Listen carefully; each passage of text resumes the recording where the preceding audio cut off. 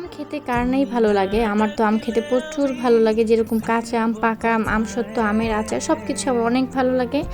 তো কার কার আম খেতে পছন্দ করেন তারা কমেন্ট করে জানাবেন। আর আমাদের নওগাঁ, রাজশাহীতে অনেক পরিমাণে আম ধরে। এখানে রাজশাহী তো আমের জন্য বিখ্যাত। তো আজকে আমরা চলে আসি আম পাড়তে, আমের আচার বানাবো। আর এখানে আমরা চলে আসি অনেক দূরে, আমাদের গ্রাম থেকে 2 কিলো দূরে। সেই ধান ক্ষেতের মাঝখান দিয়ে যাচ্ছিলাম, এখানে ধানের গাড়িগুলো যাতায়াত করতো। তো সেখানে রাস্তা হয়ে গিয়েছে, তাই বাইক দিয়ে আমরা চলে যাই। অনেকটা পথ হেঁটে যেতে হবে, যার কারণে বাইক দিয়ে যাচ্ছিলাম। আর প্রচুর রোদ ছিল। তো এই তো চলে আসি, তারপরে একটু যেতে যেতে হেঁটে হেঁটে যাচ্ছিলাম। আর রাধি ঠাস করে পড়ে যাচ্ছিল, কারণ সে দৌড়ে দৌড়ে যাচ্ছিল। সে অনেক এক্সাইটেড ছিল, কারণ সে আম পাড়বে। তো এই তো আমরা চলে এসেছি, ছোট্ট একটি গাছ, কিন্তু অনেক আম ধরে আছে। আর আমাদের বাড়ির আশেপাশে যেগুলো গাছ আছে সেগুলোর মধ্যে আম ধরেই নেই বলতে গেলে। তো এই যে আমার হাজবেন্ড আম পাড়তেছিল, আমিও আম পাড়ার চেষ্টা করতেছিলাম, কিন্তু ভয় পাচ্ছিলাম যে মুখে আমের কষ পড়ে কিনা, যার কারণে একটি আম পারি আমি।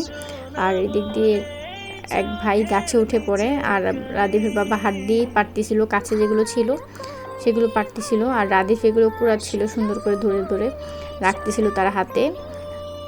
তারপর আমিও ভিডিও করতেছিলাম এদিক দিয়ে দাঁড়িয়ে দাঁড়িয়ে। রাদীফ অনেক খুশি আম দেখে। তারপর আমি আমের থোকা নিয়ে ভিডিও করতেছিলাম, অনেক ভালো লাগতেছিল আমগুলো দেখতে। তো এগুলো অনেক টক ছিল আম। তো রাদীফও ধরে ধরে ভিডিও করতেছিল আমার সাথে সাথে। সে আমার সাথে ঢং করতেছিল, আমাকে ভেঙ্গাচ্ছিল।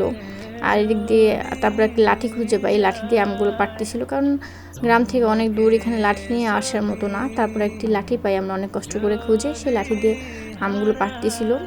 তারপর রাদীপ বস্তায় ভর্তিছিল, কুটাচ্ছিল একটা একটা করে, কারণ রাদীপ কখন আম কুড়ায়নি। তা আমি রাদীপকে একটু হেল্প করতেছিলাম, কারণ সে অনেকক্ষণ যাবত আম কুড়াচ্ছিল, বস্তায় ভর্তিছিল।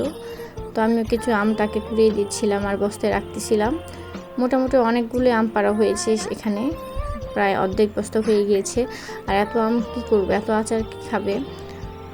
আর আমি পারবো কি না আচার বানাতে আমি নিজেও জানি না, কারণ আমি কখনো আচার বানাইনি, ফার্স্ট টাইম বানানোর ট্রাই করব। তো আর এই গ্রামের দৃশ্যগুলো এত সুন্দর, একটি পুকুর ছিল, মন চাচ্ছিল যে গোসল করে নেমে। আর এত গরম পড়েছিল সেদিন, আর কয়েকদিন যাবৎ প্রচুর পরিমাণে গরম।